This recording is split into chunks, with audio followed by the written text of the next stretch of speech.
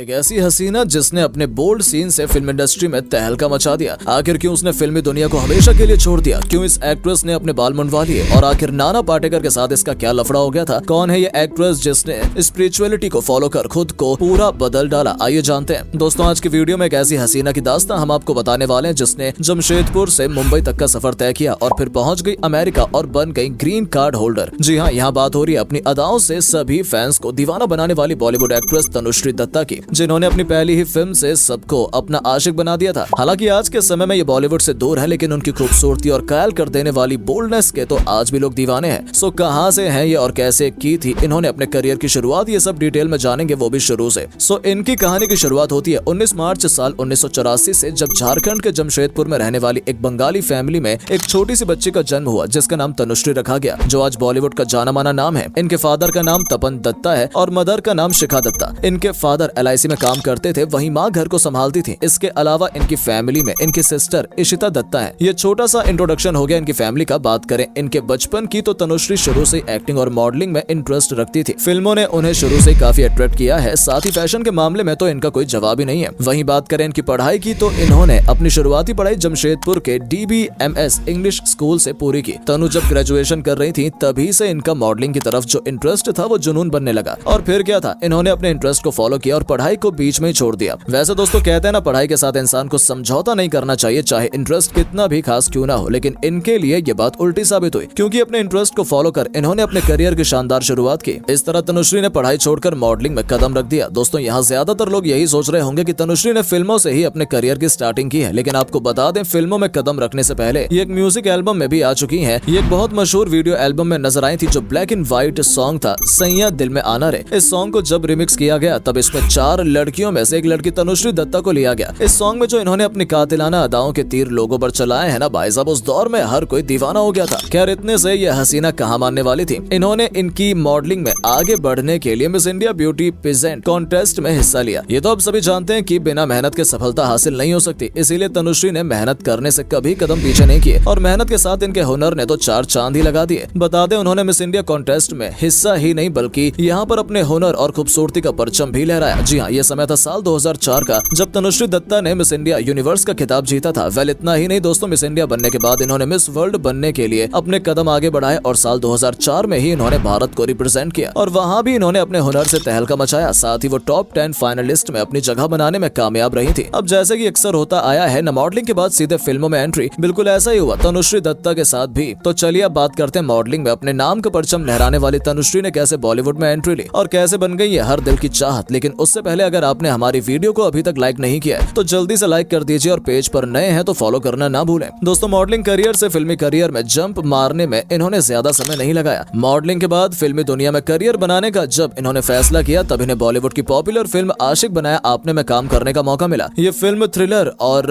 Romance से भरी हुई थी, जो साल 2005 में रिलीज हुई थी। इस फिल्म से तनुश्री ने बॉलीवुड में डेब्यू किया। फिल्म में तनुश्री के साथ इमरान हाशमी दिखे थे। ये फिल्म बॉक्स ऑफिस पर भले ही एवरेज रही थी, लेकिन इसमें तनुश्री ने इमरान हाशमी के साथ जो बोल्ड सीन्स दिए थे उनसे ये काफी ज्यादा चर्चा में आ गई थी। इस फिल्म का टाइटल सॉन्ग आशिक बनाया भी काफी पॉपुलर हुआ था, जो हिमेश रेशमिया के द्वारा गाया गया था। पहली फिल्म में इनकी बढ़ती हुई पॉपुलैरिटी को देखकर इन्हें फिल्मों के लिए ऑफर आने शुरू हो गए। इस फिल्म के बाद तनुश्री एक तेलुगु फिल्म में नजर आई। इस फिल्म का नाम वीरभद्र था। यही नहीं दोस्तों, इसी साल ये Bollywood film chocolate deep deep secrets में भी नजर आई। इस तरह अपनी बोल्डनेस की वजह से ये चर्चा में तो रही, साथ में इन्हें काम भी मिलता रहा। लेकिन दोस्तों, इनका फिल्मी करियर कुछ खास नहीं रहा। साल 2006 में अक्षय कुमार की फिल्म भागम भाग में तनुश्री फिर से एक बार आइटम सॉन्ग में नजर आई, लेकिन अफसोस दोस्तों ये सॉन्ग भी खास नहीं चल पाया। हालांकि इन्होंने हार नहीं मानी और अपने काम पर फोकस करती रही और इन्हें इसी तरह हर साल किसी न किसी फिल्म में देखा जाने लगा। जैसे साल 2006 में ही इन्हें 36 चाइना टाउन फिल्म में देखा गया। इसके बाद साल 2007 में Bollywood romantic action drama film Raqeeb में तनुश्री नजर आई और इस तरह लगातार फिल्मों में काम करके तनुश्री ने बॉलीवुड में अपनी अलग ही पहचान बना ली। इनकी फिल्मों की लिस्ट यही खत्म नहीं होती है। इनकी लिस्ट में और भी कई सारी फिल्में हैं, जैसे 2007 में रिलीज हुई फिल्म ढोल, जोखिम,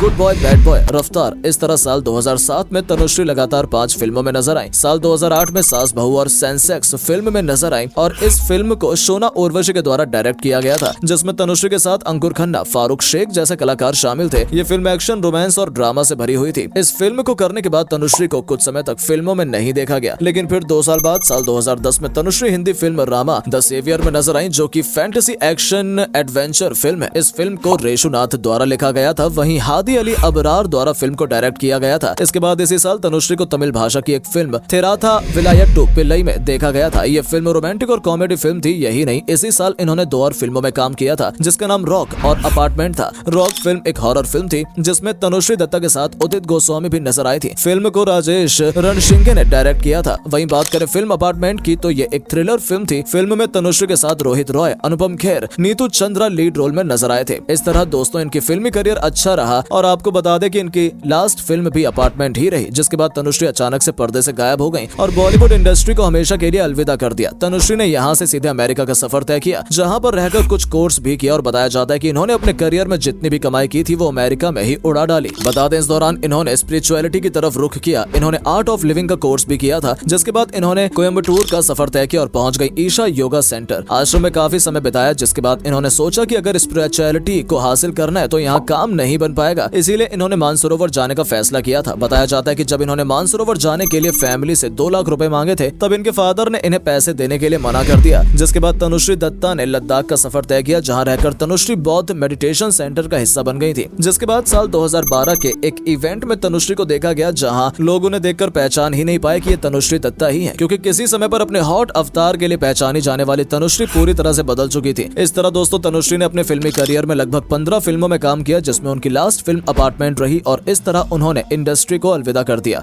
यहाँ बात करें इनकी पर्सनल लाइफ की तो इन्होंने अभी तक किसी से शादी नहीं की है। हाँ, खबरों की माने तो इनका नाम आशिक बनाया फिल्म के डायरेक्टर आदित्य दत्त के साथ जोड़ा गया था। बताया जाता है कि उस दौरान इनके रिलेशन में होने की खबरें खूब सुर्खियों में रही थी। खैर अब आइए हम इनसे जुड़ी कुछ बातों के बारे में जानते हैं। तनुश्री ने एक बार इंटरव्यू में कहा था कि उन्हें अपनी पहली फिल्म में इतने बोल्ड सीन्स करने का पछतावा है। मीडिया रिपोर्ट्स की माने तो तनुश्री डिप्रेशन का शिकार हो गई थी और इसी वजह से इन्होंने स्पिरिचुअलिटी की तरफ रुख किया था। उनका कहना है कि लद्दाख में बौद्ध मेडिटेशन सेंटर में जाकर उन्हें डिप्रेशन से बाहर आने में काफी मदद मिली थी। तनुश्री ने बताया कि जब वो कठिन समय से गुजर रही थी तब उन्हें सदगुरु की एक किताब ने काफी मोटिवेट किया। इस किताब में लिखी बातों से वो इतना इंस्पायर्ड हुई कि उन्होंने बुक को केवल 2.5 घंटे में पढ़ लिया और तभी से उनको अध्यात्मिक को जानने की इच्छा हुई। यही नहीं दोस्तों, अध्यात्मिक को पाने के लिए जब वो लद्दाख गई तो वहाँ वो कुछ सन्यासी महिलाओं से मिली, जिसके बाद उन्होंने बाल मुंडवाने का फैसला ले लिया और गंजी हो गई। इस तरह सन्यासी जीवन जीने के बाद उन्होंने खुद को पूरी तरह से मेकओवर कर लिया। वैसे शायद इस बारे में आपको जानकारी ना हो दोस्तों कि तनुश्री ने एक बार अपने करियर के खत्म होने की वजह नाना पाटेकर को बताया था। जी हाँ, उन्होंने नाना पाटेकर पर इल्जाम लगाया था। असल में साल 2008 में फिल्म हॉन ओके प्लीज की शूटिंग के दौरान उन्हें नाना पाटेकर के साथ स्टेज शेयर करना था। इसके बाद तनुश्री का कहना था कि नाना ने उन्हें गलत तरह से छूने की कोशिश की थी। नाना पर आरोप लगाते हुए तनुश्री ने उन्हें थाने में घसीटा, लेकिन इसका रिजल्ट नहीं मिला और बदले में तनुश्री को ही काम मिलना बंद हो गया। वह लास्ट में हम बात करें इनकी टोटल नेटवर्थ की तो यह है लगभग 10 करोड़ रुपए। सो दोस्तों तनुश्री दत्ता की कहानी आपको कैसी लगी कमेंट में हमें बताएं। वीडियो को लाइक